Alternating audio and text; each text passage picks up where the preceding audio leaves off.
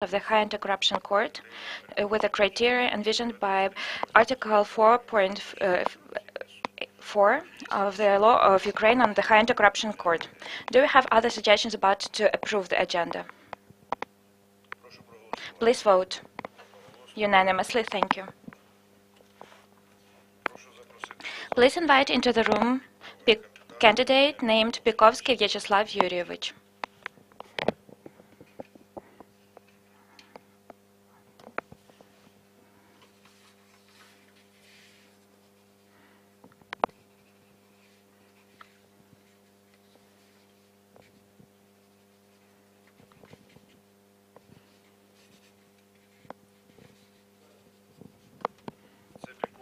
This is Pikovsky Vyacheslav Yuryevich, candidate for the position of a judge of the High Anti-Corruption Court. You are present at the special joint meeting of the High Qualification Commission of Judges of Ukraine and the Public Council of International Experts. You have the following rights: to provide explanations, comments, to give answers, and to give recusals. Do you have recusals as of now? Good morning, dear Commission. Good morning, dear PCIe. I do not have recusals as of now. Thank you. The presenter on your issue is Sir Anthony Hooper, and we have the following rules of procedure: 5 minutes for presentation of the PCIe member, 5 minutes your response, and within 20 minutes, questions and answers. Sir Anthony, you are welcome. The information note referred to two cars, a Nissan Rouge and a Honda Elantra, and left open an issue about an apartment which had been acquired in the name of the candidate's mother. Further work on that apartment since the time of the information note has led us to include the apartment as one of the three concerns that we have about this candidate. I will start with the apartment.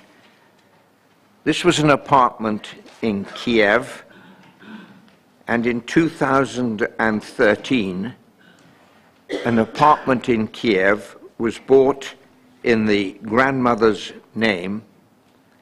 The total price was over 1,700,000 hryvnia, or over $214,500. 40% of the purchase price appears to have been paid at that time, although we do not know how it was paid, and subsequently the balance of the purchase price was apparently paid by members of the candidate's family. Again, how that was paid, no doubt the candidate will be able to explain. The candidate's grandmother died in 2016, and according to her will, the apartment passed to her daughter, the candidate's mother. The candidate's grandmother, in whose name that apartment was bought, lived in a small town of 6,000 persons, 258 kilometers from Kiev, and made her money from small-scale farming, raising livestock, and, so we are told, beekeeping. The scale of her business was such, so the candidate says, that she did not need to pay any taxes. And it was from that income, so the candidate says, that the grandmother was able to put down 40% of the purchase price. How the money was kept, in cash or in bank, no doubt the candidate can help us about. So as to the balance, the candidate states that his father was the founder of a private agricultural enterprise and had in 2009 realized approximately 1,500,000 hryvnia as a result of a land transfer.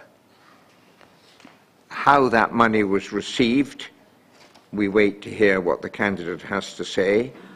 How was the money kept, and how was it still available in 2013? We await to hear.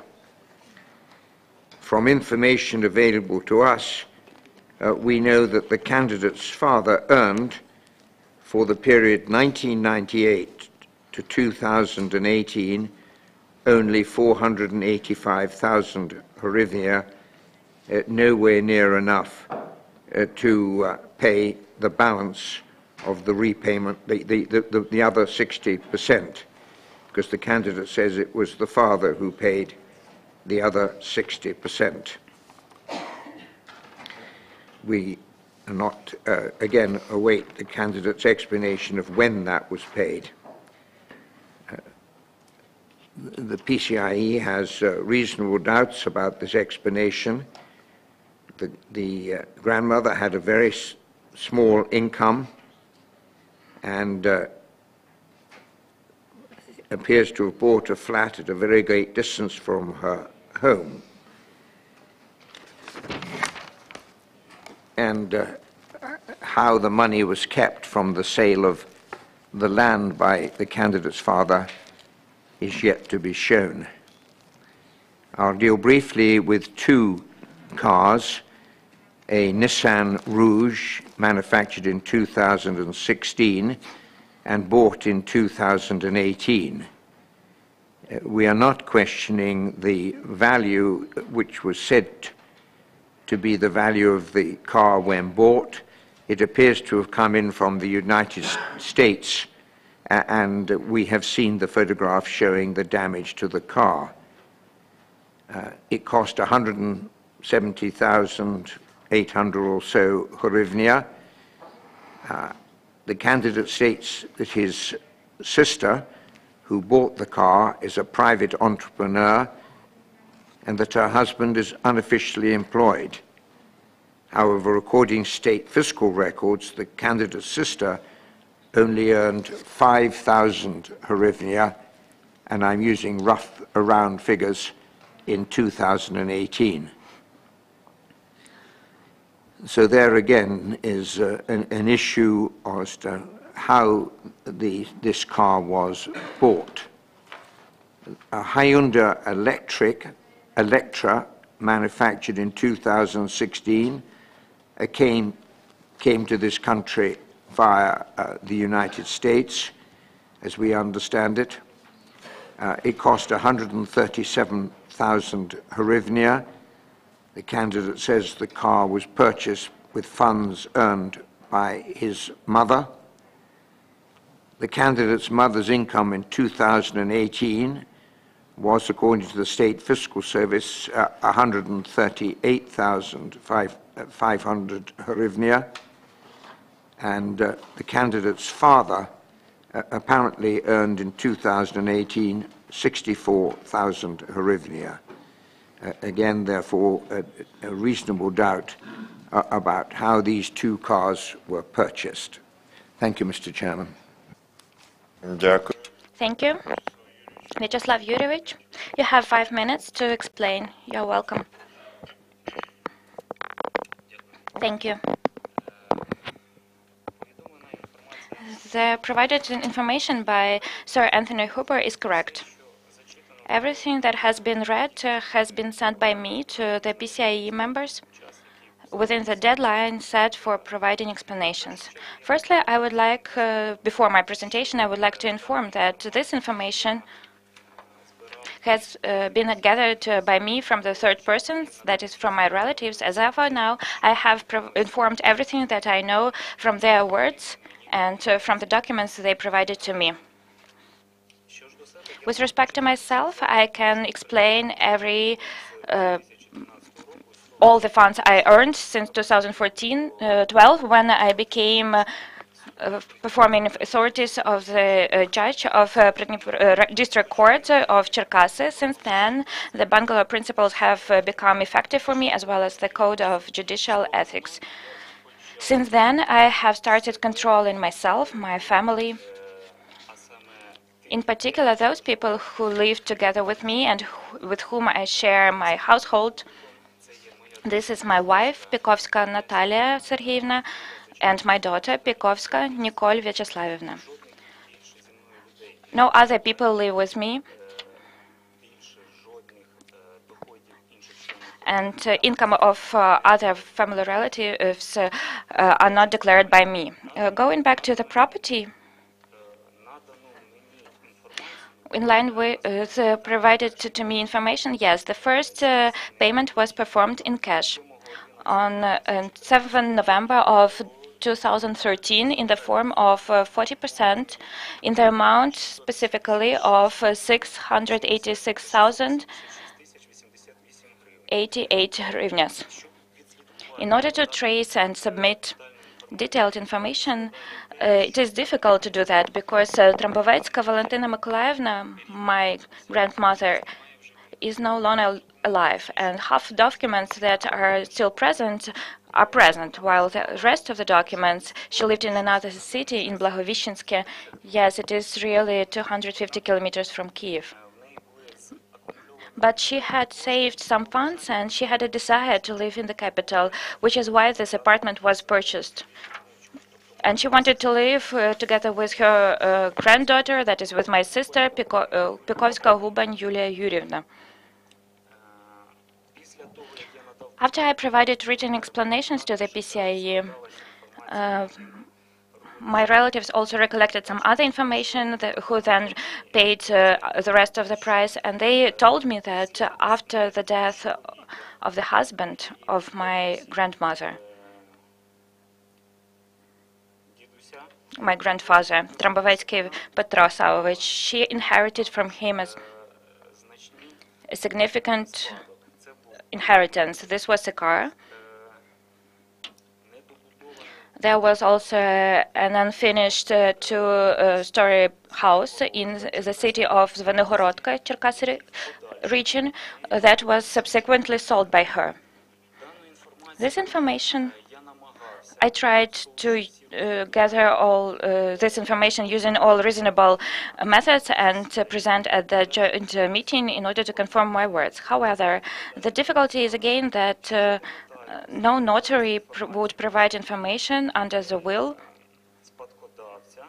of the person compiling the will, since the person is no longer present. Third parties cannot receive this information. There is such a notion as the secrecy of notary actions. I can only inform the information when it happened, on what date, and by which notary it was done.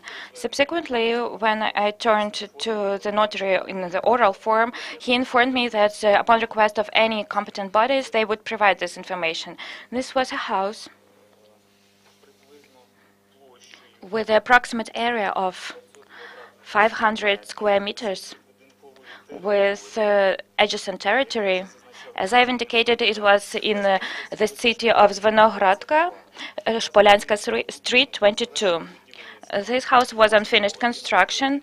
On 8th of November of 2005, was sold by Trambovetsky Valentina Mikolaevna under the sale and purchase agreement certified by a private notary, Tsvetkova.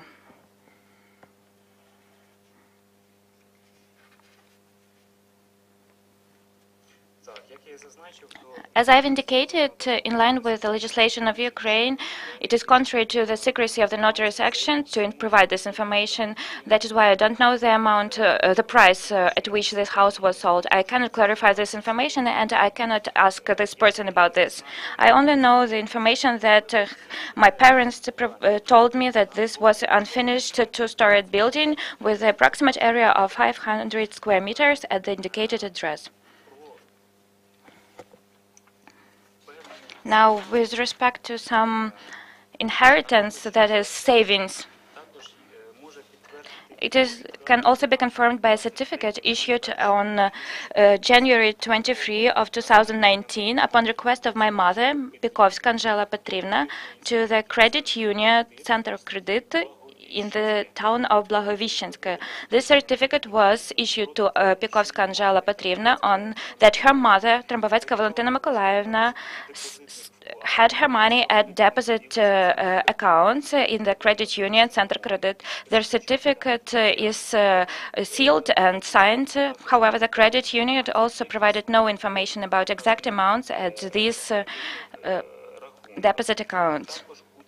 Besides, Trambovecka had credit funds at the bank institutions of this town. All these funds were then withdrawn and paid for the apartment in the city of Kyiv at the indicated address in the form of 40%. When my grandmother and my grandfather engaged in beekeeping and agricultural activities, melon cultures. When my grandfather died, my grandmother for some time continued engaging in these activities. She sold honey, and then this was about 100 families of bees and 2 trails on which they were transported during the summertime for a collection of honey in a more cultural environment. They were transported on specially equipped trailers, and all these beehives were sold as well, and funds were obtained that were deposited at this account. After the death of my grandfather, my grandmother sold the car, and these funds were also deposited at this account. She had several accounts. She was withdrawing money gradually, and she was paying for this apartment. Subsequently, at that time, I didn't have the documents, and that's why I did not attach them. But my sister then married to Huban Sergei, her husband, and subsequently, after their marriage, they continued helping. Since it was 2015, the currency exchange rate of dollar increased. The financial situation was quite complicated, and as I was informed, they would continue paying for this apartment, and then they would also live in this apartment. As of now, in this apartment, the family of my sister and her husband and their child live there. I also have a receipt number 2003, dated March of 2015, that pair Huban Sergei Petrovich paid 110,550 hryvnias, as well as 75,375 hryvnias in 2015, and in December of 2014 there is also a receipt.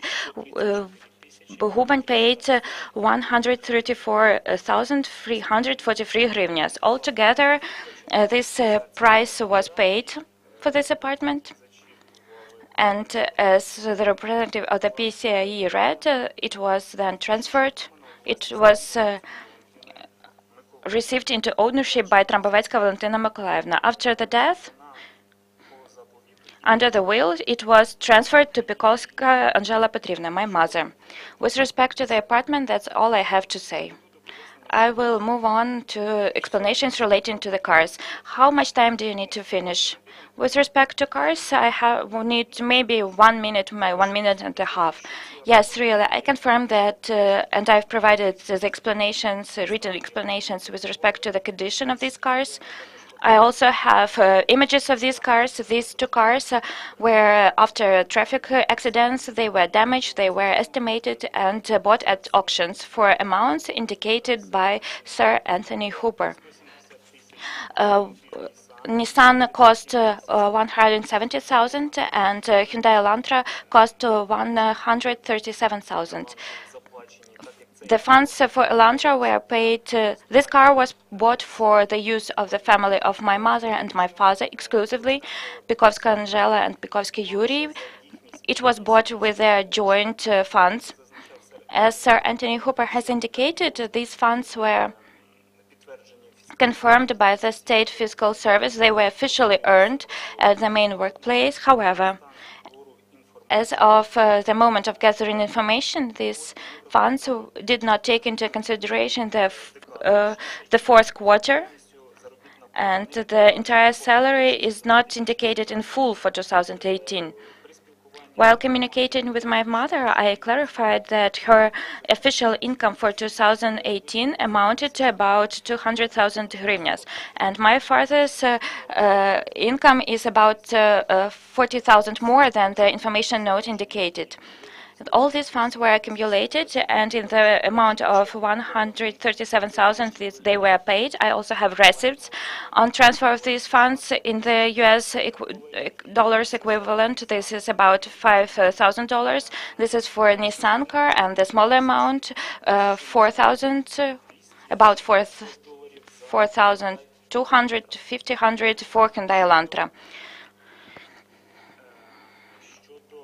With respect to money paid by the family of Pikovska-Huban Yulia Yurievna and Sergei Petrovich, I informed the following.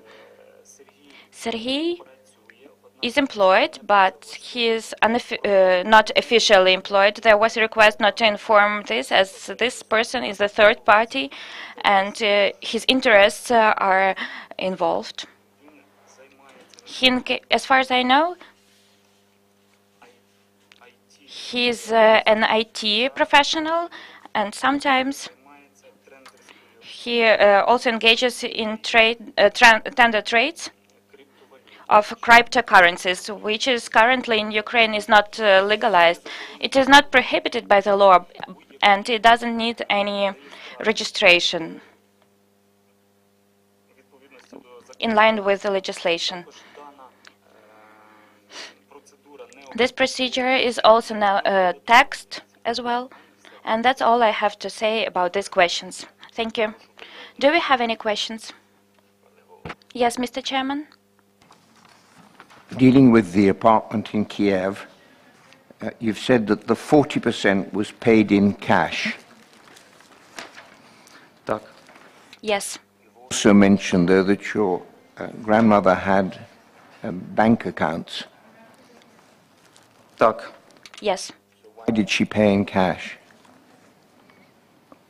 Це були These were credit accounts at which she kept her money, and in order to pay, she had to gradually withdraw. As I've indicated, she had several accounts at credit unions. Credit unions do not work with transfers. That is, these funds were not kept at account for keeping them, but there was a credit agreement, and these institutions used these funds in their own purposes. In order to get these funds, she had to terminate the agreement with these institutions and withdraw her money, either to a bank account or in cash, as she did. She did that in cash. Carries something nearly 100,000 US dollars in cash from her village to Kiev, is that right?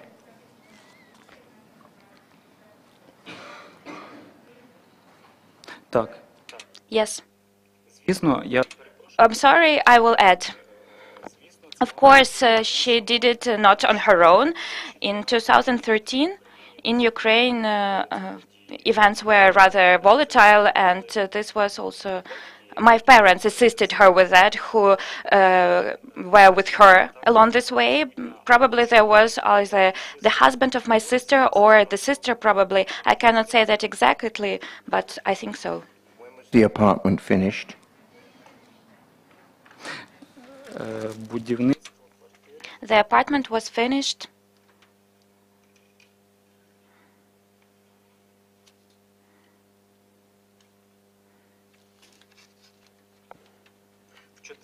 in 2014. I don't remember the exact date, but I know that it was the house, the building was transferred into use in 2014. Unfortunately, I don't have the acceptance certificate. And your grandmother, did she then move in and register that as her address? Ні, No, she did not register her place of residence in this apartment, but she was present in this apartment. She lived for some time in this apartment. Are you saying that she just took occasional breaks there? She continued to live in the country? Is that what you're saying? ні. No. The place of her residence is not a rural area. This is the district center. It has from about 8,000 people. She lived in Kyiv, but the house, she didn't want to sell her house as she was a senior person, and besides, there was her husband buried, and she wanted to have some. It is difficult to explain, to be jointly buried with her husband, and so that her children would come there. She didn't want to be buried in Kyiv. I thought you said that this was a dream of your mother's and your grandmother, in effect, that she wanted to come and live in Kiev. The apartment is finished in 2014, but she doesn't come to live in Kiev, does she? Вона She came to live in Kyiv. She helped a young family also after a child was born, but for the summer period, she also moved to her house to maintain the house. The house in Blagovichenke was not rented, and it needed some maintenance, like to paint something and not to have thefts there. In our country, when people do not live in their houses for a long time and when nobody lives in there, so it's usually a subject of thefts and hooliganisms, and that's why. Reason, and there may be very good reasons, she didn't come to live in Kiev. Is that right? I don't understand. Do you mean whether she moved to Kyiv and sold her house and came to Kyiv to live That your grandmother wanted to come and live in Kiev. I'm just seeing whether she did come to live in Kiev, and I think the answer is she didn't, for all kinds of very good reasons, I'm sure.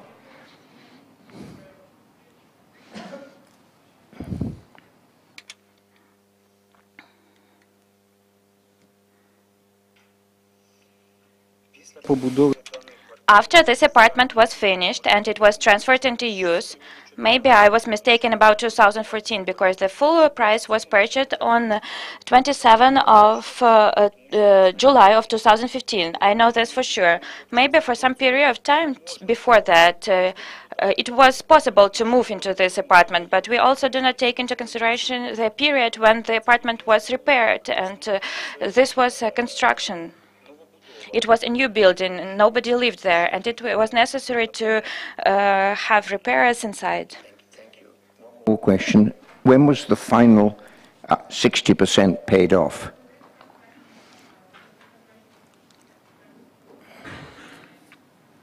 а вони сплачувалися в подальшому. These 60% were paid, as I've indicated, with parts, added to my explanations under the agreement. This was a percentage correlation. 2% and the last time 10%, if I'm not mistaken. And the last payment occurred on about just by 2015. In January of 2015, I'm not sure because unfortunately I don't have all the documents, and they didn't provide me with all the documents about this apartment. Nobody knew that it would be necessary to keep all the receipts from this period of time so that I, in 2019, could provide it. I'm sorry for that. It was your father who paid the 60%. That's right, isn't it? Він також He participated in the payment of these percents from the indicated funds that I've informed you about. Since 2003 till 2011, he was a founder and the only owner of a private agricultural enterprise. I'm not asking that question. I'm asking the question, was it your father who paid the 60%, yes or no?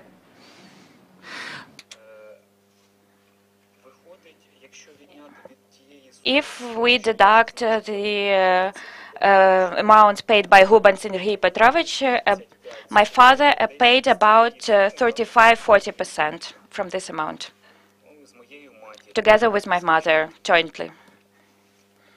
You tell us that when you answer the questions? Про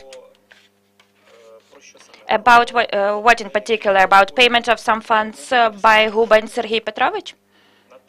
At that time, when I provided written explanations, I didn't have this information. I didn't have copies of receipts. I received it later, and my relatives informed me about that later, that they also did these payments.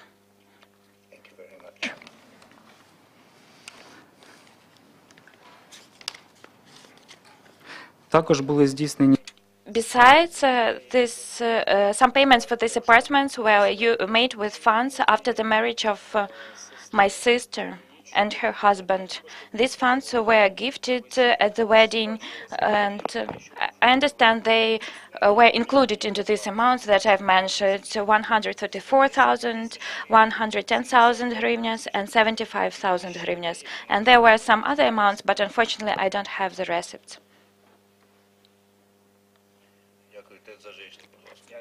Thank you, Ted Zajechny. Mr. Pekovsky, did your grandmother ever become the registered owner of this apartment?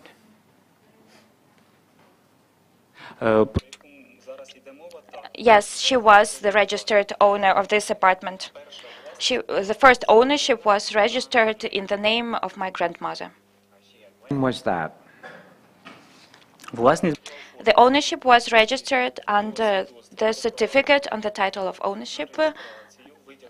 Excerpt from the state register of property rights to immovable property indicates that the property was registered on 27 of July on 2015.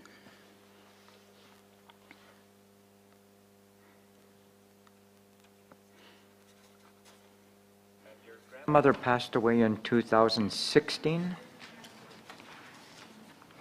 так. Yes, she had a heart attack in 2016. It was a quick death. She was not sick. She looked completely healthy, who suddenly died. Was there an agreement or an understanding between your grandmother and your mother, or your father, or your mother and father, that upon her death she would transfer the apartment to your mother? As far as I understand, yes, it was her will, since the will was complied in the name of my mother. My last question about the house or the apartment, did you pay any money towards the apartment? Особисто Personally, I did not pay any money to pay for this apartment. Personally, I didn't have any savings to engage in this procedure. Thank you. Дякую. Thank you. Kozlov Andriy, please.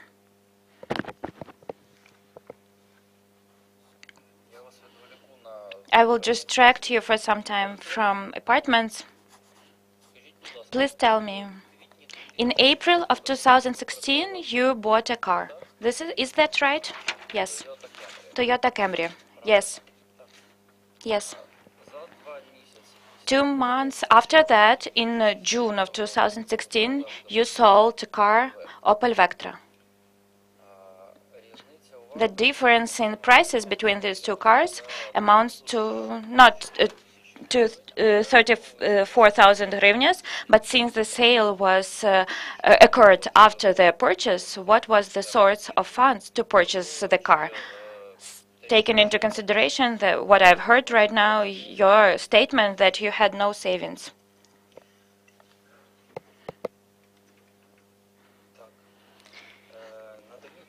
I provide the answer. I had a need to change a car that I was using. I used Opel Vectra before that. I gave an advertisement on the sale of this car. People came to me who wanted to buy this car. I have a power of attorney confirming my words issued by me on 30 March of 2016. That is before the period when I bought a car. This power of attorney was issued in Starova Olga Mykolaievna, who then sold my car. The agreement between Starov Ruslan Petrovich was the following, that they would give me an advance payment in the amount of 200,000 hryvnias, as I estimated this car. I estimated at 210,000 hryvnias, but we agreed on the price of 200,000 hryvnias. This was advance payment that he gave to me. I gave him a receipt for this car, and this way the car was sold. I don't know about the exact sale price of this car, but I received the funds, which I've just mentioned, 200,000 hryvnias in the form of advance payment for the sale of my car. I have a receipt. Starov has this receipt. Unfortunately, I do not keep in contact with him, and I can provide the power of attorney to attach to the case materials as my answer to your question. So you state that the funds for this car were obtained by you before somebody else acquired the right of ownership for it. Yes, correct. Who made the advance payment in your name? Starov Ruslan Petrovich. And he was not the buyer, right? Looking at the certificate, at another booth note, I realized that he resold this car to other people. Okay. And please tell us, those cars that were purchased at the auction in the USA,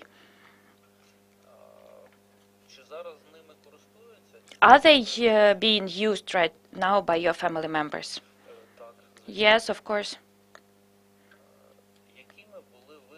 What were the expenses on the repairing of these cars? I did not clarify this question.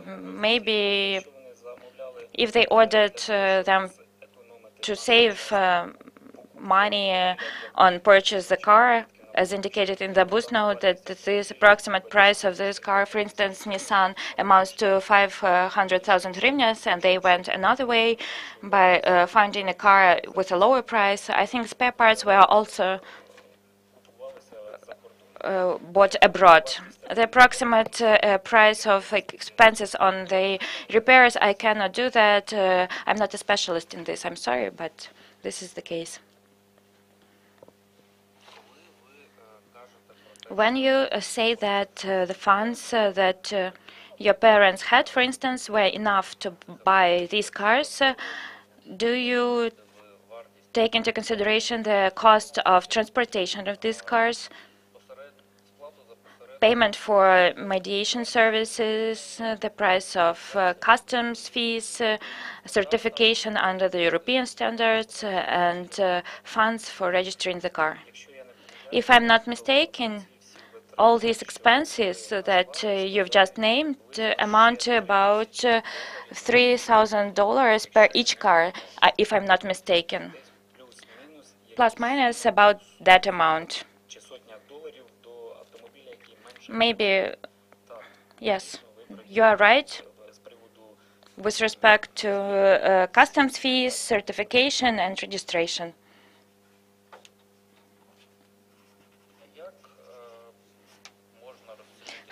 How can we estimate this information, since your father's income in 2017 amounted to 106,000 hryvnias and the price of the car was 137,000 hryvnias, and then there is no information about the income of your mother, and savings are also not mentioned.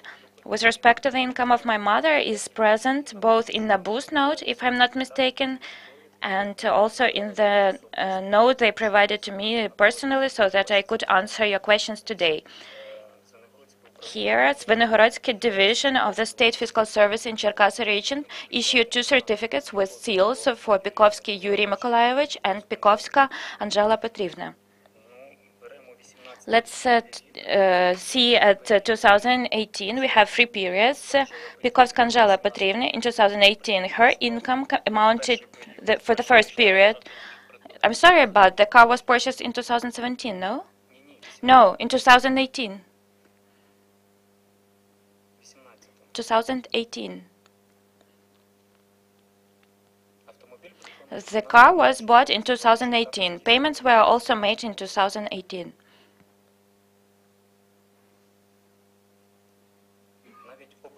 Both cars were bought in 2018. Just the first car was purchased by the family of Hubань, who bought it, and then they told us that nobody was lying, everything was transparent, and the car was bought, and they advised my mother to buy another car.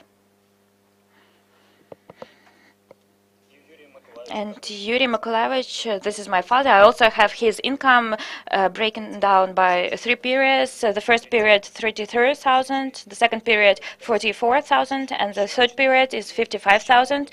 And the fourth period is also present, but it is not indicated in these certificates, as the fourth period data has not been accumulated by this institution as of now.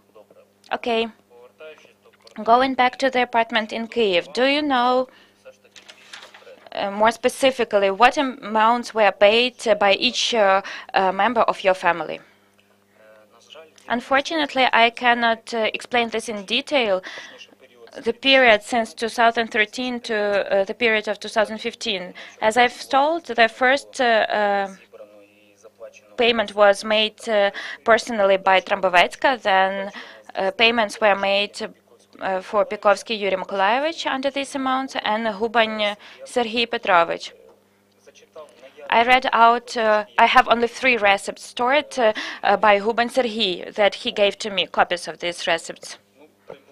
Approximately 350,000, 400,000 were paid under these receipts if we believe in their words, and I have no reasons not to believe my relatives. He paid even more, and the rest was paid by Pikovsky Yuri Mykolaievich. Unfortunately, I don't have the receipts. I emphasize that at that time there was no need to keep there was no idea that it was necessary to keep these documents. As we all know, the main document is the document that certifies the right of ownership rather than receipts.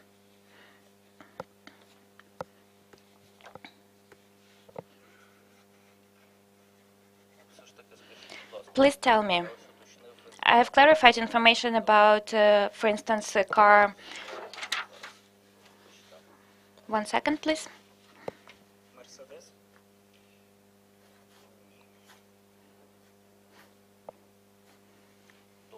Okay.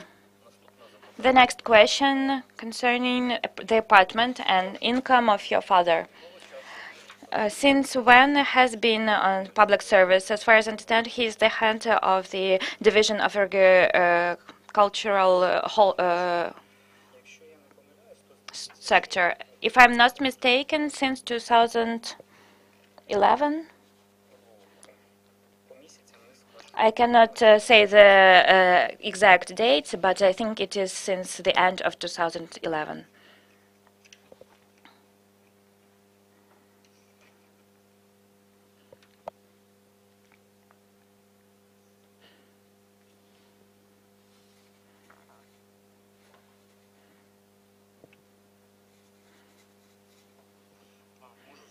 I can say I have printout of his income for 10 years. So there is the exact date of his start of employment.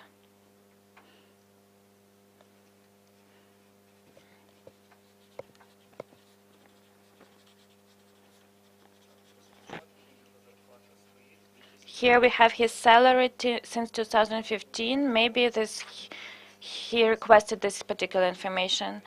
I will look at the Nabus note. Maybe there is the answer there.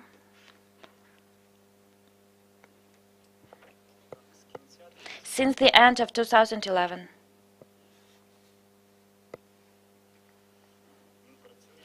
He works at the Division of Agricultural Development of Zvenogorodska City State Administration, the head of the division. What did you mean when you said that one of the sources of his income was the lease into sublease of the 600 hectares of land? he has only about 3 hectares of land. As I've explained before,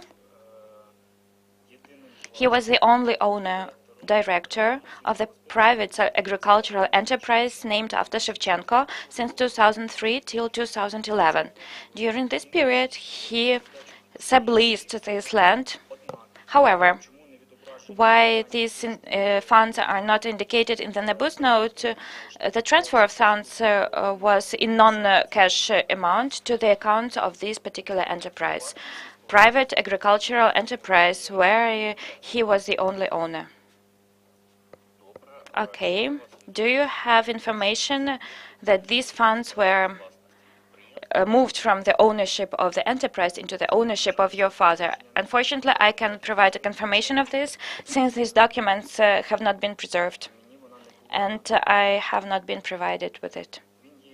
He is the only owner. That is, it is not a company. He is the only founder and owner. This was the limited liability company till 2003. I think since 1999 or 1998, this was the limited liability company with agricultural production.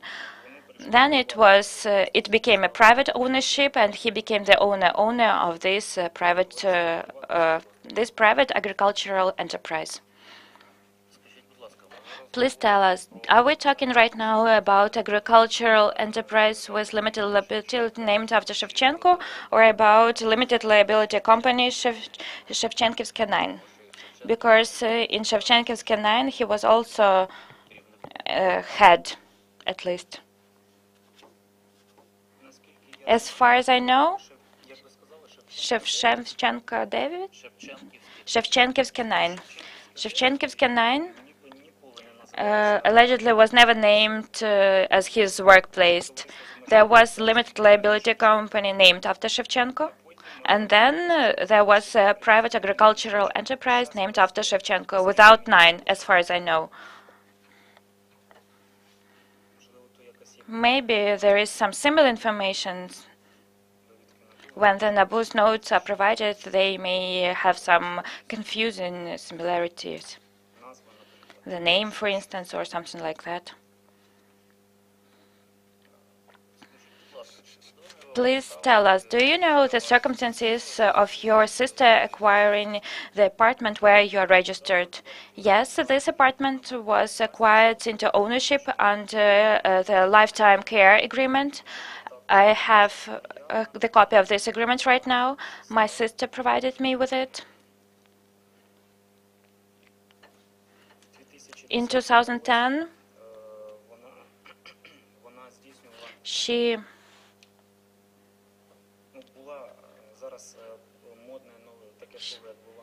was a volunteer, a fashionable word. I don't remember whether it was organization or no. She told me that she cared after some persons of the senior age, going around and taking care of them. And while caring after them, she became very friendly with these persons of senior age. They started trusting her, and they concluded the lifetime care agreement with her in 2010, almost on the same period. As of now, one person under this lifetime care agreement lives in this apartment, even though the ownership is registered in my sister's name. She cares after one person right now, while the other person unfortunately died. And there is also information, the death certificate, the copy of this certificate. My sister took care of burying this person. I have agreements here. And this information is correct with the dates of transfer into ownership of this apartment. At that period, agreeing this with me, she asked whether it would be problematic having talked. I recommended her, if she wanted to do that, why not? She wanted to help other people, so why not? And for this assistant, people were not against indicating the condition of lifetime residence in this apartment, they accepted the help of this person, instead transferring their apartments into her ownership. We have 2 lifetime care agreements for 2 apartments. 28 September of 2010 and the previous agreement. Do you know these persons who concluded these agreements? I see them only in documents. I can read out their surnames. The person who was the owner of the apartment where you're registered is alive right now? No, that person is no longer alive. When did this person die? According to the birth certificate, this person died at the age of 79 on 16 June of 2011. Trifonova Maria. Do you know such person as Hanna Gerasimovna Fedorchuk? Fedorchuk Hanna Gerasimovna, if I am not mistaken, this was a relative of parents of my mother. Yes, I think so. Personally, I don't know her.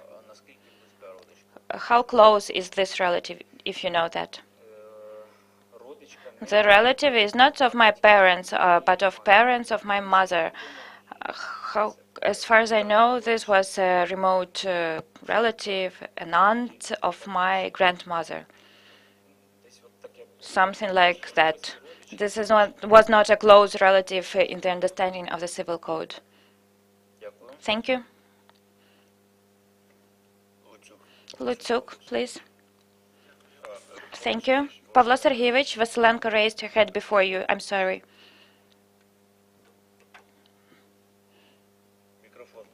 Into the mic, please. I have a question to you. Let's begin with what you said. You said that you sold Volkswagen for 200,000 hryvnias.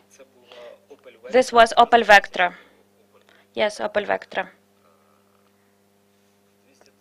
200,000 hryvnias. Was it paid in cash or no? Advance payment was in cash, given into my hands. And what about the limitation on 150,000 for cash payments? The limitation for what? For cash payments? Okay. At that period, if I'm not mistaken, this limitation was not valid in 2000. What was the period? 2016, March 30. I see. So please tell me. In your explanations, you state that these cars of your relatives were bought at the auction in the USA. Who bought them? Who was directly engaged in trades? If the auction takes place in the USA, there should be somebody there or present, or I don't know, maybe in the electronic form, something like that. In the electronic form. I don't think they were flying to the USA. So they participated in the auction at electronic trades, right? Directly, on their own. Unfortunately, I have not clarified this information. I think that they did it through a person who could do that and who does that all the time and has all the information about such trades. As I've said, Sergei combines his IT technologies activities. I think some of his friends or acquaintances did that. Friends or acquaintances, right. But you don't know that for sure. No, I cannot state that for sure right now. Your relatives, your sister and mother, do they know English? No. I see. I have a question. How were payments at these electronic trades made?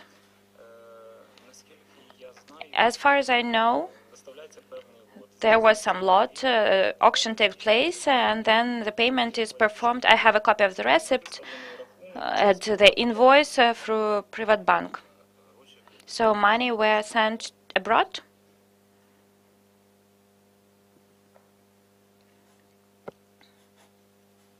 No. Here it is stated the card account to somebody, to the payment card, and then with a further transaction to the firm that sells the car. You understand, right, that till the next month we have restrictions on transfers in currency payments. The currency funds have to be bought at first, then inform the national bank about the currency settlement. So that's why I'm asking, do you know how these payments were made? How this transaction was concluded? Or no, I don't have full information about that. I just voiced information that I have in front of my eyes. I see confirmation of the receipt, the purpose of the payment, receipt of funds to payment cards. You have information available only about the payment for in hryvnia and on the territory of Ukraine, right? Yes. Thank you. Now let's move on. Please tell me, where do you live with your wife? My constant place of residence is in Cherkasy at Pilepenka Street 12. You can not name personal data. I am looking at your declaration. This is the apartment with the area of 65 square meters, right? Yes. And you have it under the right of use, right? Yes. And under your wife's right of use, right? Yes. And who is the owner? The owner of this apartment since 2007 has been Vikovska Angela Petrivna. Mother. Vikovska Angela Petrivna, my mother. And you declare this, yes. And your mother also has an apartment in Kyiv, right? As of now, under the agreement, under the inheritance, she has this apartment. And the origin of this apartment with the area of 65 square meters in 2007, where did your mother get it? Currently, I can't say that it was bought in 2007, long before I became a judge. I see. When did you become a judge? In 2012. In autumn of 2012. I see. And your wife works, as far as I understand, not in Cherkasy. No. In Kyiv Sviatoshinsky district. Yes, Kyiv Sviatoshinsky administration. Is she constantly present in Cherkasy? Currently, yes. And how does she work here then? She is on a maternity leave until the age the child reaches the age of 6. And the apartment of 28 square meters in Kyiv, owned by your wife, you declare it. I declare the address of registration of my wife. That is, as I've indicated in the declaration, the right of use and registration in this apartment. This apartment is owned under the right of ownership by my sister under the lifetime care agreement. My wife and I were registered in Cherkasy. Then, under family circumstances, there was a need to maybe sell this apartment. We registered in Kyiv then, so that there would be a possibility to sell that apartment. So we would have an official registration of our place of residence. But nobody spent a day in that apartment and lived there. And why did you register there then? A person needs to have a place of registration for correspondence. I understand that. Moreover, under the law, this has to be. But the place of registration under the law is the place of constant residence. That is, this is the place that a person freely chooses out of available opportunities but this is done so that the person would, it would be possible to find the person, etc. If you if you didn't live there, why did you register there? In such a way, you failed to comply with the law then, because my place of residence, Constance place of residence, has to correspond to the place of registration. It has to be the same. I may have a lot of other places of residence, but I have to be registered under this place. And do we have other questions? Yes, and the last question. Should I answer this question? Yes, please. You just asked and you interpreted it on your own. At that, no, I've just explained my question. I see. At that time, why I'm explaining this, there was a need under family circumstances to take us off this registration in this apartment because it was to be sold. And it is impossible to sell the apartment with persons registered in the apartment. At that time, during that period, we rented the apartment in Cherkasy as we constantly live there due to the place of my work. If we sold the apartment, we would just move somewhere and would live somewhere else. If we rent the apartment, we don't have the right to register ourselves, that's why. That is why we registered at the first available place. I asked for my sister's consent, she provided her consent, and we registered there. And for how long have you been living in the mother's apartment? Since the first day of my appointment when I moved there, and since then I have been living there. Wouldn't it be logical to register at your constant place of register? At the end of payments for these apartments, nobody realized whether the funds would be sufficient for that. And when the funds were paid for that apartment? In 2015. 3 years ago. Thank you. Thank you for your answer. And the last question.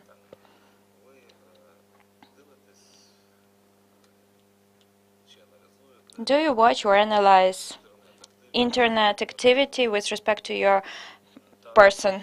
Yes, of course.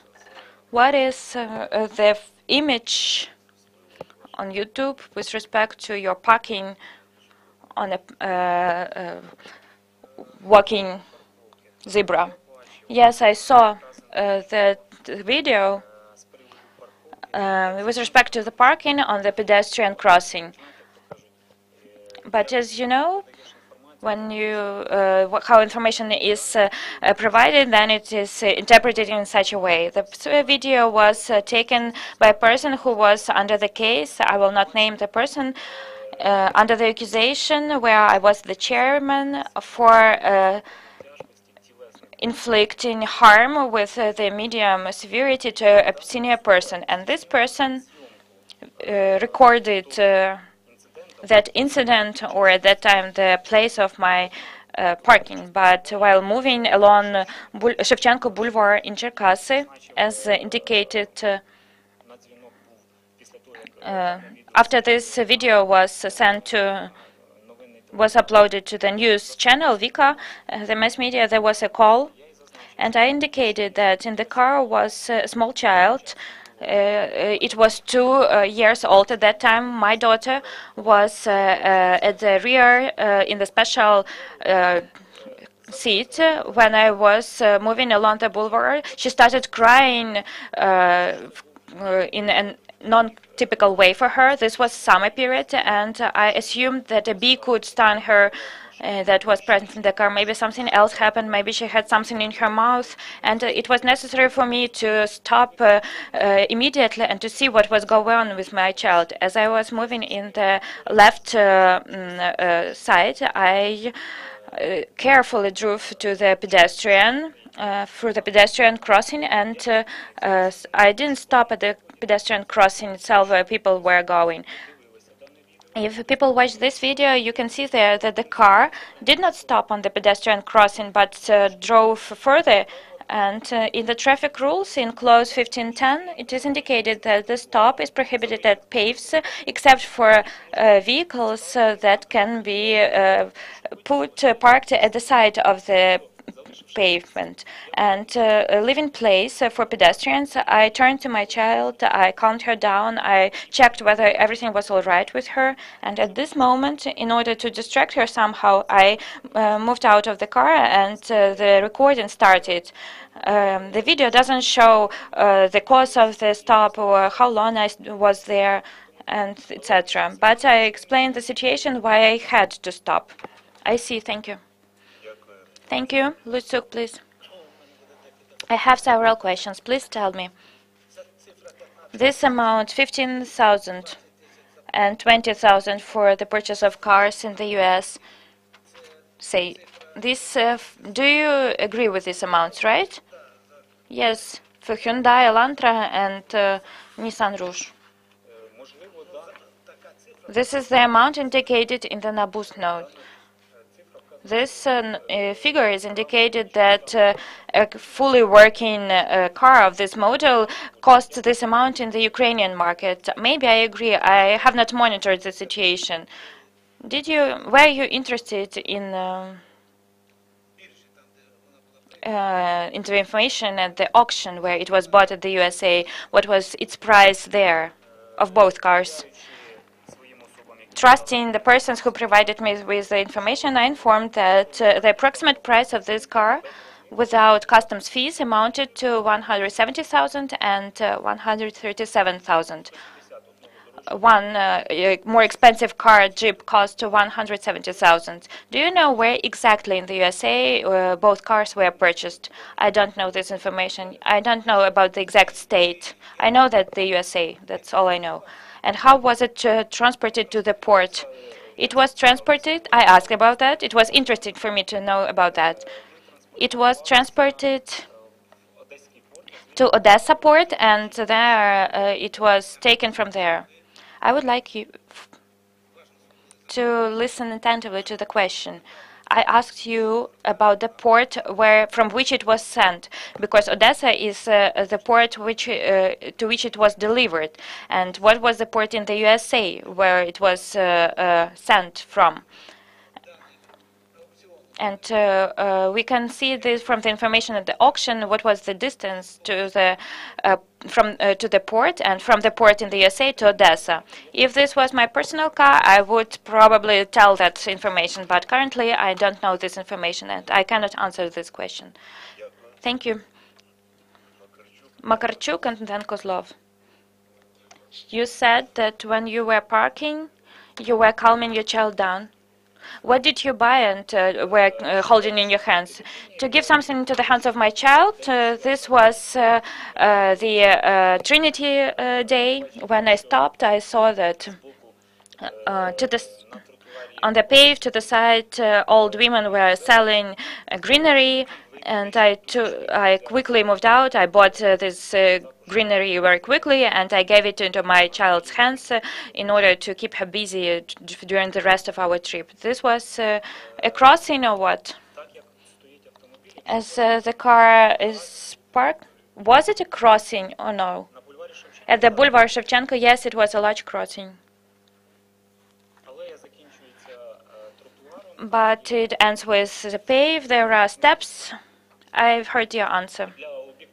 For the objectivity of the picture, for you to understand that it was not a crossing where the car was stopped, but the pave, and then there was no way to move further.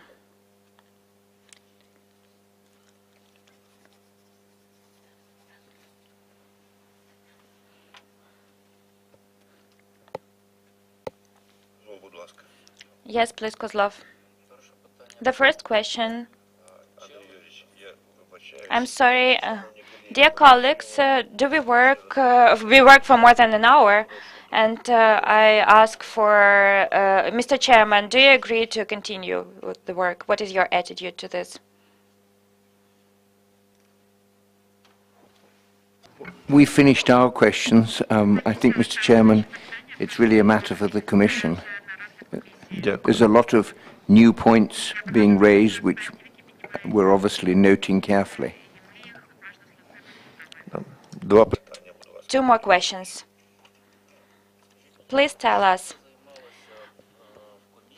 What was your role in the commission when you worked here in 2011-2012? When I worked in the commission, I was a disciplinary inspector. You worked together with some members of the HQCJ? Yes, I worked with Vikhrovy and secretary of the commission at the time, Maslienko. Please tell us. Your sister, according to your explanations, provided lifetime care to some persons and started doing that in 2010. At that time, she was 20 years old, and she had no income. How could she ensure lifetime care? We record her income since 2011, and not before, not after that, nothing. How did she provide this lifetime care? Lifetime care envisioned not only some material income. It was discussed as well in the agreement that if there was a need, some medications would be provided, some funds would be provided, and other circumstances.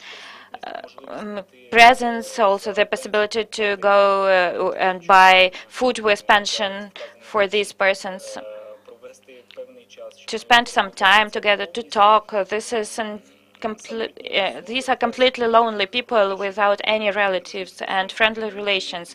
That is why they turned with the opportunity to conclude this lifetime care agreement, to have a person to talk with. As far as I know, if there was a need, she asked our parents. These were not significant amounts for some holidays, buy something for them. She had a full list of birthdays of these persons, other holidays like New Year, or if there was a need to buy something from clothes, and my parents provided these funds to her. They were approving of these good intentions of their child. When we form the humanity in people, I think it is only good. There is nothing bad in that. The last question: why is your wife's car RAV4, Toyota RAV4, that is mentioned in police reports in 2014? $200 and 3,000 hryvnias were stolen from it. Why did you register the right of use for it only in 2017? The right of use for the car was declared in the electronic declaration with the opportunity only to, with the first opportunity when it became possible to do that. In the paper declaration, the right of use as a notion was not present. In 2016, at that period when this theft happened from the car with breaking of the glass, she was driving this car, and at that time we came to that institution. It was a wedding of my sister, and at the wedding of this sister, this robbery, this theft happened. When the legislation of the Ukraine was improved, the paper declaration was substituted with electronic declaration. When it was officially monitored who was driving what, and I declared the right of use for this car. This car currently is owned by my family, so to say. It was strange for me not to have the right of use for it since we live together with my wife in the same apartment. If you allow me, I will read out the name of Section 4 of the declaration for 2014. Vehicles that are owned, leased, or under other use.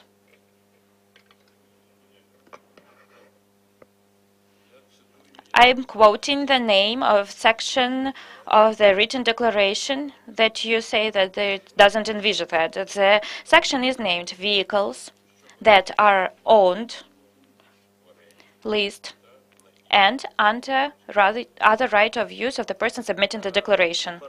The declaration for 2014 envisioned the right of use or declaration of the right of use if, for instance, some friend provided an opportunity to use this car under the power of attorney. At that time, powers of attorneys were effective. If the police officer stopped the car at that time and you had no right of use for it, which would be proved by the power of attorney, there were some circumstances. Then With time, this need of the right of use under the power of attorney was cancelled, and there was a possibility to have the right of use under the law. And that time, I didn't use this car that often, and when Andrei Hanadyevich has noted, there was a call to the police. My wife was driving the car. I used my car more than my wife's car. And when I was driving at the passenger seat, I did not declare the right of use as a passenger.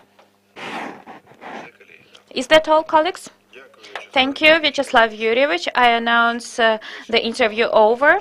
Later, a decision will be taken. Thank you again for your sincere replies. Thank you. I hope they will help me. Mr. Chairman, can we continue, or do we announce the break for 10 minutes? I suggest we continue. Дякую. Thank you. Please invite into the room candidate named Smaznova Irina Sergeyevna.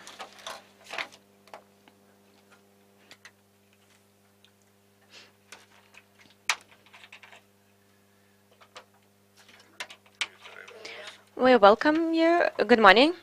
You're present here at the joint special meeting of the High Qualification Commission of Judges and the Public Council of International Experts. You have the right to provide explanations, comments, to give your recusals. Do you have recusals as of now? No, I do not. Thank you. Within 5 minutes, there will be presentation with information by the PCA member. Within 5 minutes, your explanations, and up to 20 minutes, there will be session questions and answers. The presenter regarding your issue is Sir Anthony Hooper. You have the floor. This candidate is an academic in Odessa, and our concerns revolve around differences in income as found in the declaration and in her tax returns. As a professor, she declared an income in the 2017 declaration of a round figure of 70,000 hryvnia, whereas we understand the proper figure was 93,456. But that is minor compared with what we come to. In her declaration, she declared a figure of 50,000 hryvnia in relation to what we understand to be her entrepreneurial activities. But in her tax return, she declared a figure of over 4,500,000 hryvnia, saying that that money was received in the course of entrepreneurial activities. The candidate was asked to explain why she said 50,000 in her declaration and over 4 million in her tax returns. She has given 3 reasons for it. She said her unfamiliarity with the online declaration system, but as we understand it, this is not the first declaration she made. She said that she did not want to give information about her income because it was a significant sum, and she wanted to protect herself and her family from those who might see the income and then take criminal action against her. And the third reason given is that the 4,500,000 was a gross sum, and so she made an estimate, so she tells us, in a round figure of 50,000 as the income. That 4,500,000 hryvnia, at least in part, and perhaps the candidate can tell us to what extent, comes out of contracts or contract with a father's company called Renome Service, and maybe other companies too. Unfortunately, although she provided us with a copy of the contract with her father's company, she did not provide us with a copy of the annexes. And one of the things we anticipate that the candidate will be able to tell us now is where did that 4,500,000 come from? Does it accurately reflect the work that she did? Bearing in mind, again, as we understand it, she's a full-time academic. Or is this a device whereby money in her father's company was brought out to avoid the company paying the tax? There remains a lot of confusion, and we look forward to what the candidate has to say about it.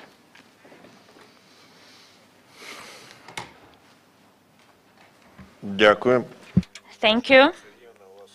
Irina Sergeyevna, you have 5 minutes to provide your explanations. Good morning, dear members of the special joint meeting. Thank you for attention and opportunity to personally provide explanations regarding the doubts of the PCIe members. The discrepancy between the income indicated in my property declaration and my tax returns for 2017 is related to the absence of experience of completing online declarations, and as a result, there are errors. I think that these shortcomings do not affect my integrity. The person who does nothing is the only person who makes no mistakes. A significant income, as Sir Anthony Hooper indicated in his information note, this is the total returns from entrepreneurial activities declared in my tax returns for 2017, the copy of which I provided upon request of the PCIe and the High Qualification Commission of Judges of Ukraine. I did not hide, and I could not hide, the amount of the total income of the private entrepreneur. I informed about the total returns from entrepreneurial activities of the individual entrepreneur.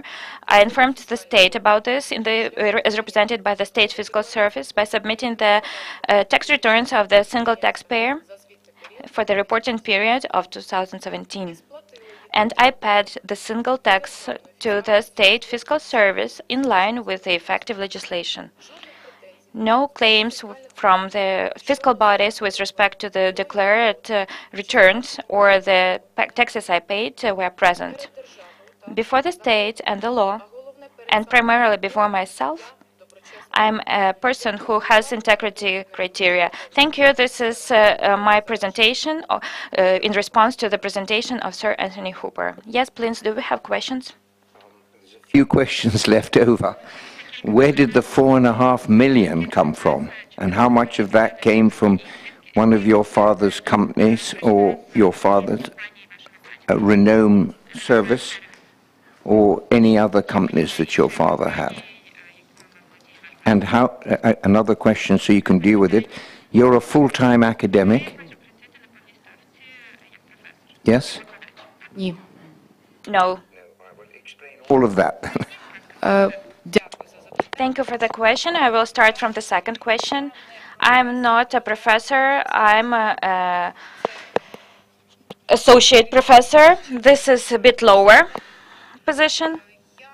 I work part-time. I have, as I'm also a PhD student, I'm writing my doctorate thesis, and maybe after the publication of my PhD thesis, the results, and then I will become a professor, but right now I'm an associate professor, a candidate of sciences.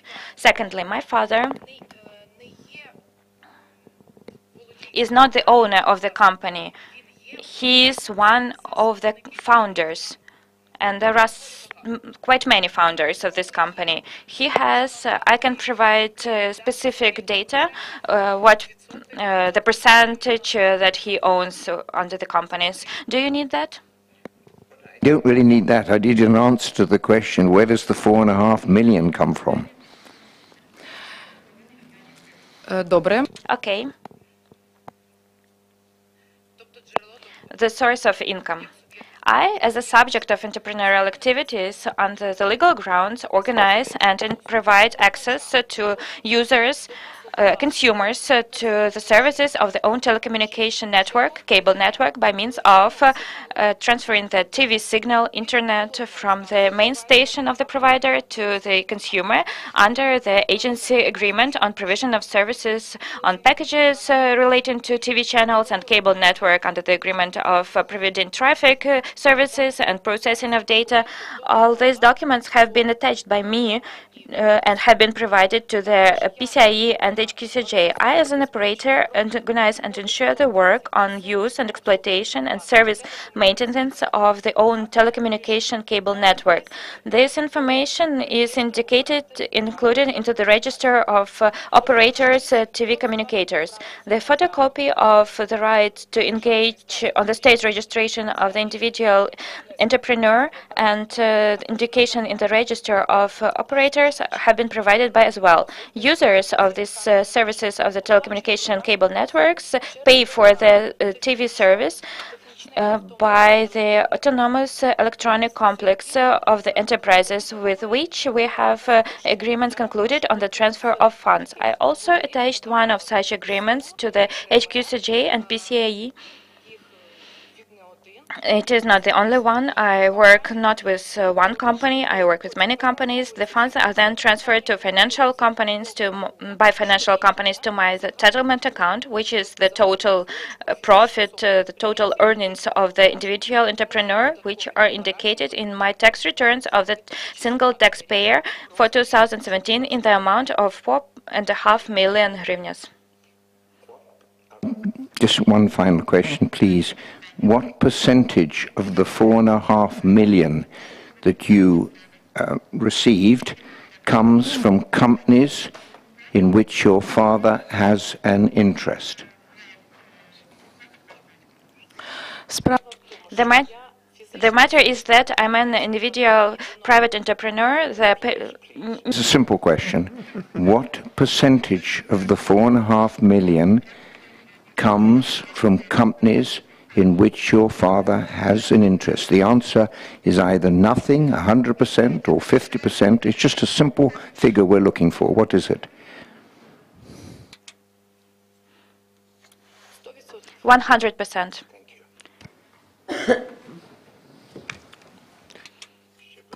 Any other questions?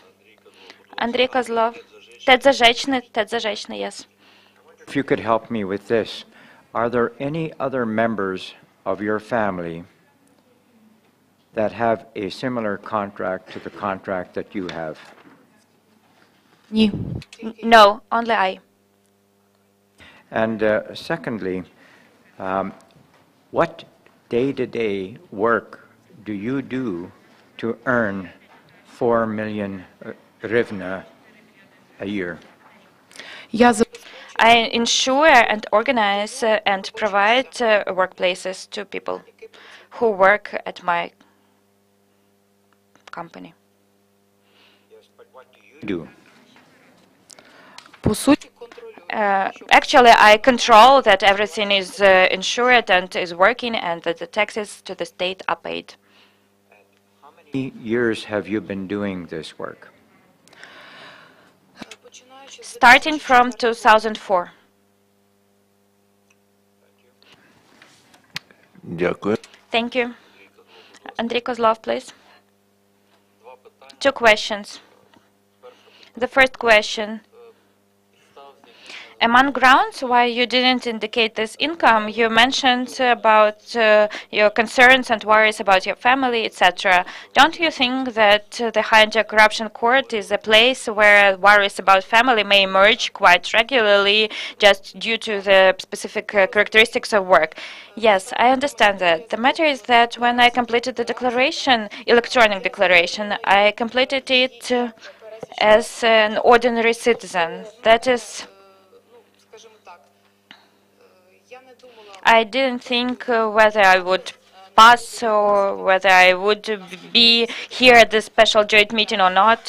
I just completed it as an ordinary candidate for competition for taking a practical assignment and exam, and I was afraid. Yes, I was afraid since I have no protection as a judge, and I think that the anti-corruption judge would have protection, and to compare an ordinary person and a judge is not very possible, because these are not equal positions. As an ordinary citizen, I was afraid, and I'm honestly afraid right now, because I'm not a judge.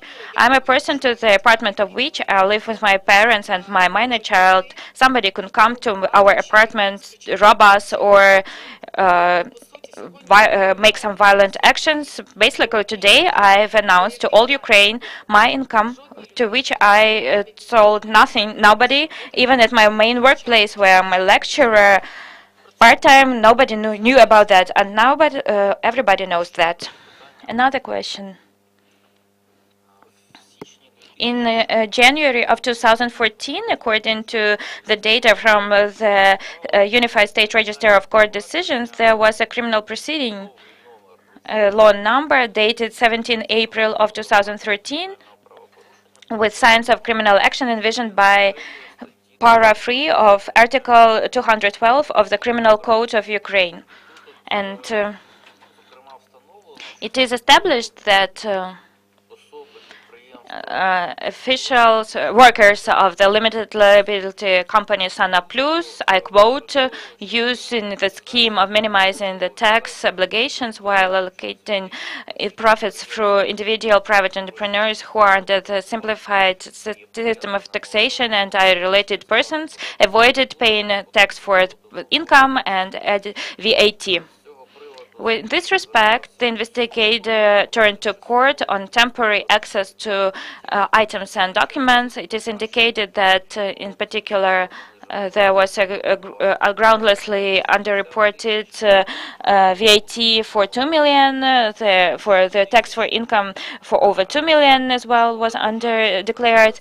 The harm to the state was indicated in the amount of 4,407,000. The suspicion was informed to the director and co-founder Pushkar of Sana Plus, who is also a co-founder of several other previously named companies. And the problem is that among individual private entrepreneurs who are related persons include you, unfortunately. Do you know what was the fate of these criminal proceedings? Is it closed or open?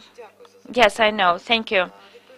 Answering this question, the case was closed. Everything was checked. In 2014, there was a complex check, and all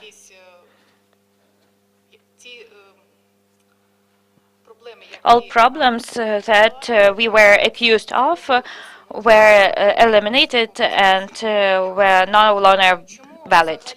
Why this problem emerged? The matter is that in 2014 there was an attempt of radar seizure of telecompany GRME service, Sana Plus, and etc. That is why this could be interpreted only as the result of an attempt of this trader seizure. All, including me, received threats in our address. That is why, since 2014, probably I have these fears and concerns. And everything was checked. The attempt of trader seizure was done, unfortunately, by officials. Why? It is one of the reasons, motivation of my attempt to become the candidate for the anti-corruption court.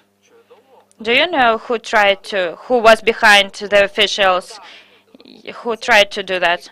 Yes, it is known. But unfortunately, I cannot say that here right now. I cannot name the surname since the officials continue performing their authorities. Thank you. Any other questions? Yes, please. Lutsuk, then Makarchuk. I have one short question. Please tell us, the candidate, do you have right now, maybe you've provided to the PCAE or the Commission, the ruling on closure of the case that you're talking about? No? Thank you for the answer. You said no, thank you for the answer. Yes, Makarchuk, please. Please tell me,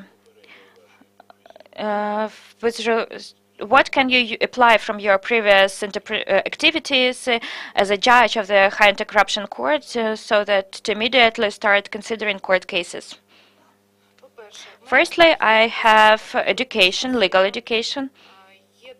I have a second legal education since I graduated from the Institute of Preparation of Professional Judges. Thirdly, I defended my thesis on problems of fighting international terrorism. I also defended it in the University of Internal Affairs in Kiev in 2007. And when I started problems of the emergence and fight with terrorism, I learned about the problem that the prerequisite, the cause of terrorism declares increase of corruption, politics, and economy. That is why, in order to find out how one could fight terrorism, I had to improve my knowledge about problems of fighting corruption. And fourthly, in order to increase my level, my competence, I graduated from attorney's courses and successfully passed the attorney's exam. I have the right to engage in legal practice since 2009, but I do not engage in legal practice. Are you sure that this category of cases that you've mentioned concerns the jurisdiction of the High Anti-Corruption Court? I think that I have the competence since the practice has shown, the experience has shown that theoretical knowledge would be also useful, not only practical knowledge. I understand that the knowledge of terms, notion, and correct qualification, correct of verdicts cannot solve the problem of corruption. That is why I think that my theoretical knowledge would be useful as well. What is the topic of your PhD thesis? My PhD thesis is dedicated and named as follows: violence,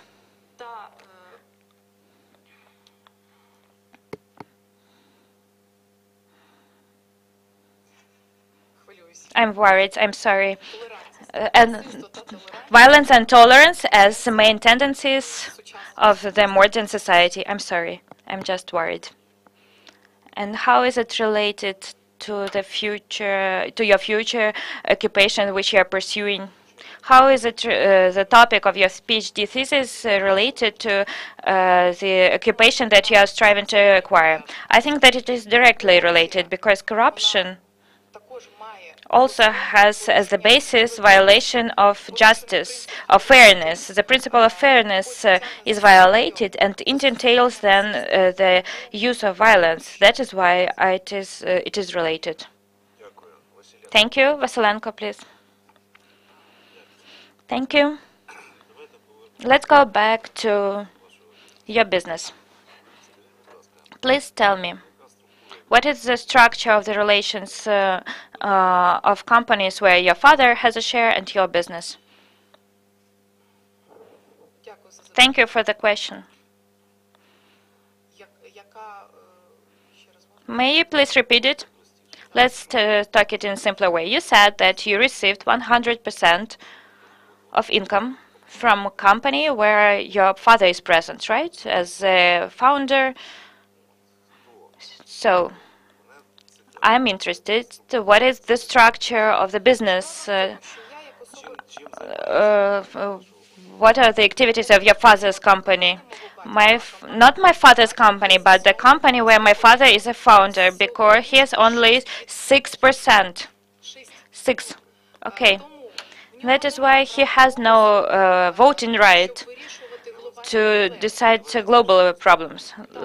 Let's start with the activities. The telecompany Renome Services or Sana Plus may conclude agreement with any physical, individual, private entrepreneur. The subject of activities of these companies: provision of internet and television. And your company, what are your activities? Transfer of signal from my own network, cable network and internet network, which I receive from the main station and to the user. And then Sana plus and ГРМЕ. What are they doing technically? Sell packages. Sell packages. Okay. You have the technical side in your responsibility, and they have the commercial responsibility, right? Probably. Probably, oh yes. I know about my side. I cannot answer about the entire company. I realize that you can't explain. They sell packages that are chosen by users, by consumers. So they are internet providers or what? They are providers. Providers. I'm operator. You're operator. Okay, I see. Now please tell me, do you know, you have to know that, what is their system of taxation? I was not interested about that. I think that on the general system of taxation, you have a contract with them. These your counteragents, that is, they set invoices with VAT, without VAT for you. What does it mean you don't know their system of taxation? I'm an individual private entrepreneur who pays the single tax. I receive some funds at my account from which I pay 5%. That's all. Do you issue tax returns? I act in line with the effective legislation. I understand. That is, you receive invoices without VAT.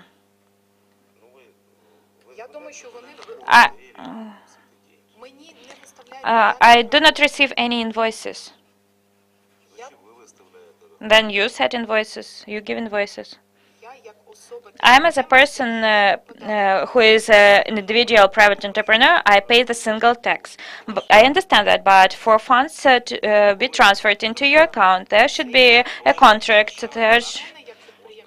May I please finish? There should be the acceptance and transfer of work certificate, right? Invoice, etc. And that's why I'm asking, do you receive these funds with VAT or without VAT? You have to know that, with VAT. Okay, with VAT. So as you've said, they are under the general, these two companies are under the general system of taxation. As far as I understand, yes. Okay, thank you. I have no other questions. Mr. Hooper, please. You receive over 4.5 million into your account, is that right? Це оборотні кошти. This is working capital. You receive 4.5 million in 2017 into your account, is that right? Так. Yes. What were your expenses? Expenses on what? You're earning this. Мої особисті витрати. My personal expenses or production expenses? Because you said to us that this was a gross income, not a net income. So I'm just trying to get some idea what the net income is. Because I have to tell you, it looks to me like the net income is 4.5 million. But I may be wrong. Дякую. Thank you for the question. What is the system of work of an individual private entrepreneur? Individual private entrepreneur receives the total earnings from which 5% is paid. I know you pay 5% tax on 4.5 million. I'm just trying to find out, is the 4.5 million gross or net? Because it looks to me like it's a gross figure. Це 4.5 million, this is the total, yes. I have to pay taxes from this, have to pay salaries, taxes from this amount. I have to pay 5% tax. for maintenance and technical maintenance of the network. Is your net amount of 4.5 million. Produce us the documents, show us the accounts, how much were the expenses, salaries or whatever it may be. Податкове The tax legislation provides me, as an individual private entrepreneur, with the right not to determine the amount, not to. я на спрощеній системі. I'm under simplified tax system and reporting system. You're applying for the High Anti-Corruption Court, and on the face of it, it looks like another tax evasion. Your father's companies avoid the 40% by giving it to you, and you pay the 5%. That's actually what's going on, isn't it? Ні. No. Our company, the main provider company, pays everything that is necessary to be paid under the law by the state. After this raid seizure attempt, it was checked very thoroughly.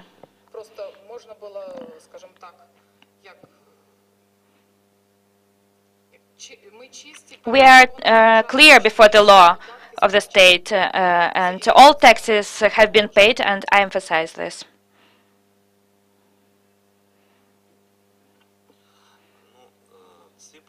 These questions emerged why?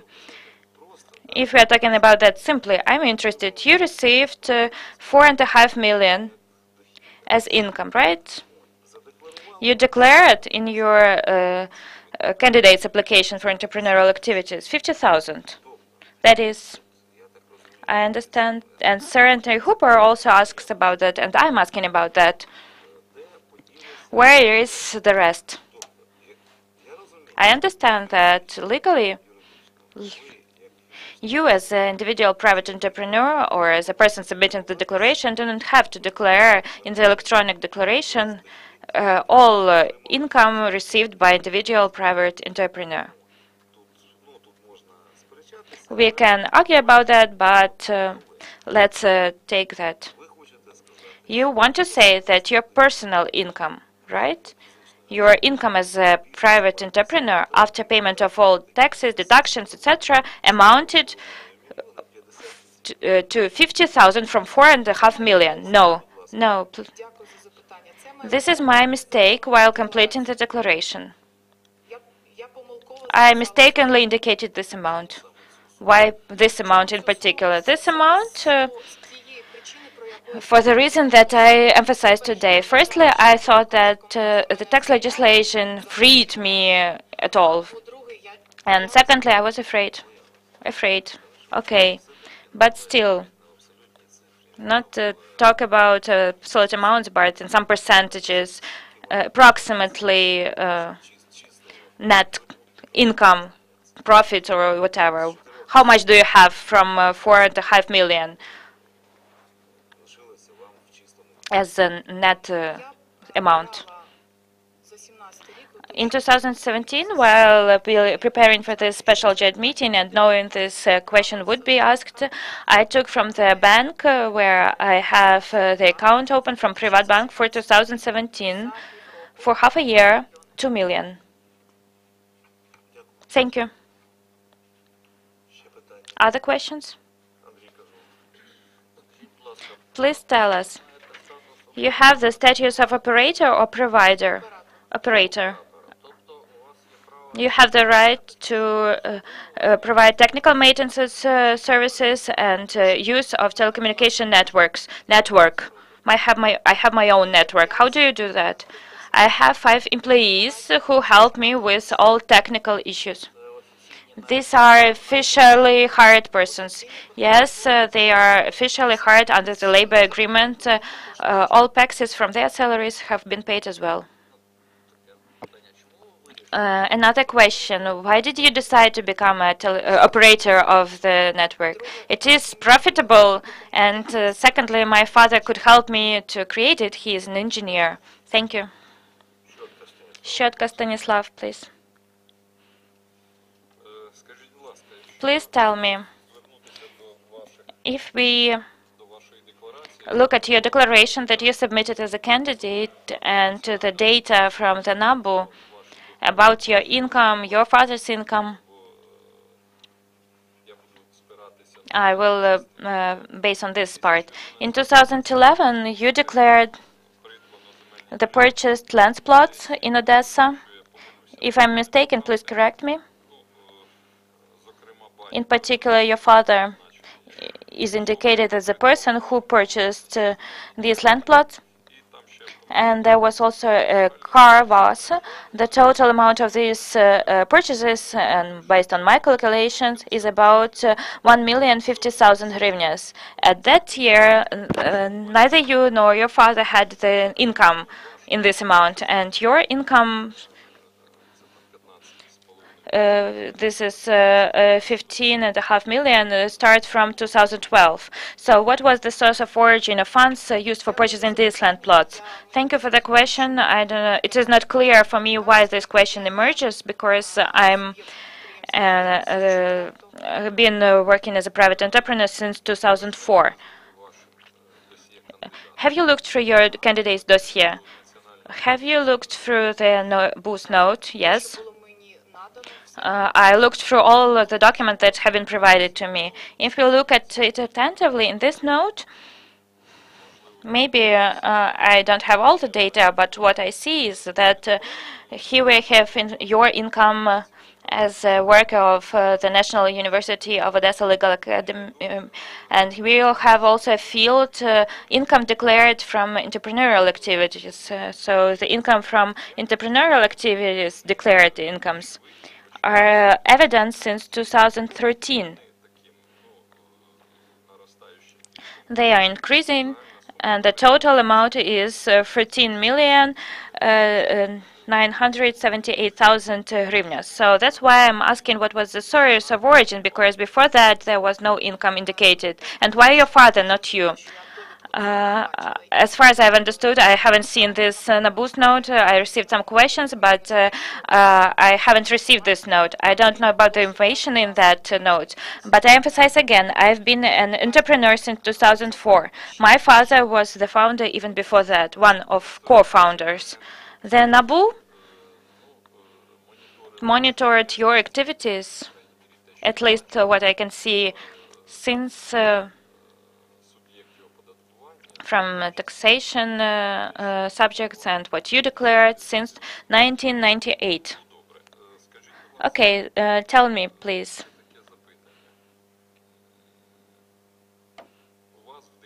In your declaration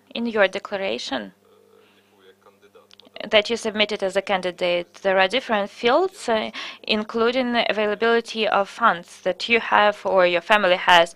Do you remember the amount you declared? Cash? All funds, cash and bank accounts. I remember nothing is there. And at bank accounts? Bank accounts, yes. At the end of each month, I withdraw the amount and spend it. Do I understand you correctly? You maybe you don't remember that, because if we open the declaration, there we have 200,000 declared of your funds at your account and your father's account and your mother's account. This is the amount that the depositor would receive in any way from the Deposits Guarantee Fund. But please tell me, you don't have cash, right? At your accounts, you personally have 200,000 hryvnias, but at the same time, during the 5 years, you declared 15.5 million. So what expenses can you have? The matter is that after my father bought 2 land plots, we started, in a year, we started building a house. This is a rather expensive endeavor at Fontanska Road. Unfinished construction of 280 square meters. I'm talking about the house. Yes, This is the house, right? Yes. And all these funds were invested into this, right? And not only that, but also right now we have internal repairing of the house. We also have a swimming pool with equipment. And I may provide information about the expenses, as everything is being done in line with individual designer projects. And what is the readiness of this house right now? In the percentages. 70%, maybe 80%. Irina Sergeyevna, please tell me then, what do you expect? I'm not talking about the motivation letter. You had such income, almost 5 million per year, even more, and you're ready to risk and receive the salary 10 times lower, approximately, in a year? Do you understand me? Yes. At the same time, the main source of your building and repairing and furnishing the house, how do you plan this? There, you will not receive such incomes there. The matter is that I have everything. I have a house with my parents, apartment where I live with my parents, but it is only 70% ready. And you say that the level is quite high there, about 30% more, 1/3. We have an apartment. We will live in the apartment. That is, this is not the main thing which I'm pursuing while applying to the anti-corruption court, while participating in the competition. Money is not the most important thing for me. You will not have the level of income that you are used to. In fact, I have very modest demands and needs, regardless of the fact that this house that is being built, this is a house, the dream of my parents. Thank you. Andrei Vasilenko, please. Please tell me, what is the amount of users, internet users, do you have? More than 2,500, more than 2,500 users. What is not the exact amount? I can't state the exact amount.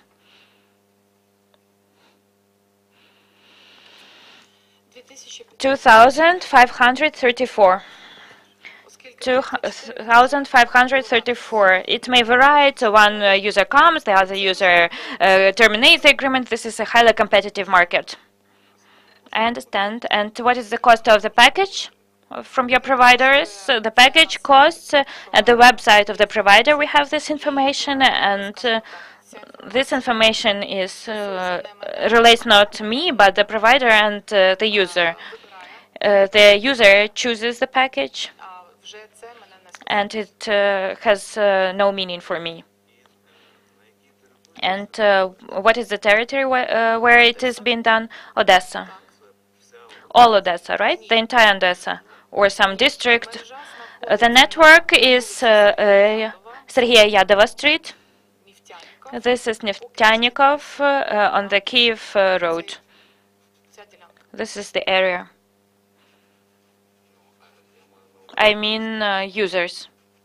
Users there in the vicinity of the network. Thank you. What is the maximum speed can you provide of connection? Internet speed. This is a technical question. 32 megabytes. Megabytes? Thank you. This is a technical question. This is not to me. I have assistants. Dear candidate, I have a question to you. Please tell me.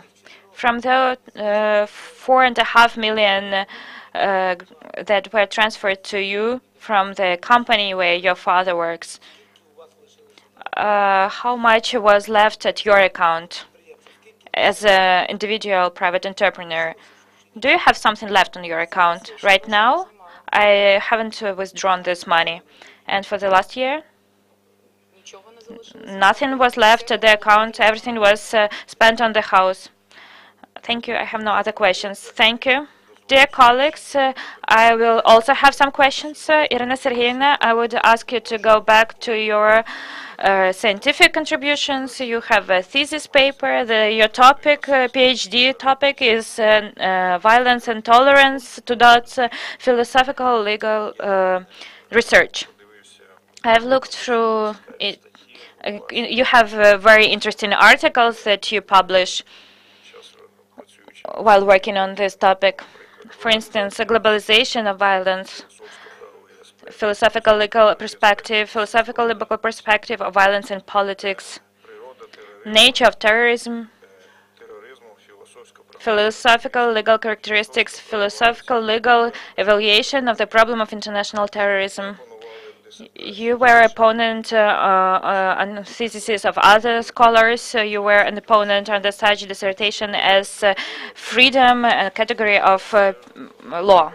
These topics are of the highest level of generalization. These are philosophical aspects. I want to ask you in this respect, and to continue the question asked by Makarchuk Mikhail Andreevich. In your opinion, what will help you to adopt rulings where there is evidence presented by the prosecutor's office, attorneys, for significant amounts of money? Do you realize responsibility of yours if it happens like that and you will become a judge for human destinies? Given your experience, this particular experience, you said that you received the attorney certificate. I see you have no experience like that. But given that you are a scholar and a researcher, and you were not engaging with applied aspects of the criminal process, my question is about responsibility. Thank you for the question. This is really a very responsible position, and I really feel responsibility for each word that I have to write or emphasize or to say. But I think that the main will be, given my academician activities, is the fulfillment of the fairness principle. I think that the fairness principle is the main principle in the judiciary. I also have theoretical knowledge about the essence and about the positive law and the natural law. I know the difference between the law and the legal sciences. I think that my theoretical knowledge would be useful for those who are in the collegium and who would consider the question in the collegium. Okay, let's imagine it may happen that if your collegium there will... Okay, I take off my question. Thank you. Do you have any other questions? Thank you. Thank you for attention. We announced the interview over. The decision will be taken a bit later.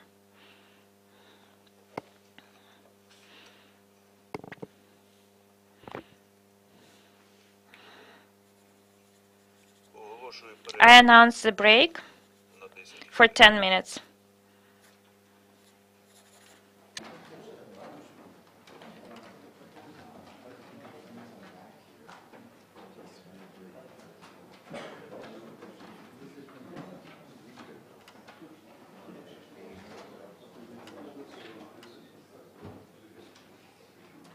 To recognize candidate for the position of a judge of the High Anti-Corruption Court, Smaznova Irina Sergeyevna, as such, who stopped participating in the competition announced by the Commission on the 2nd of August of 2018. The agenda is over. The meeting is over. The special joint meeting of the High Qualification Commission of Judges of Ukraine and the Public Council of International Experts is over.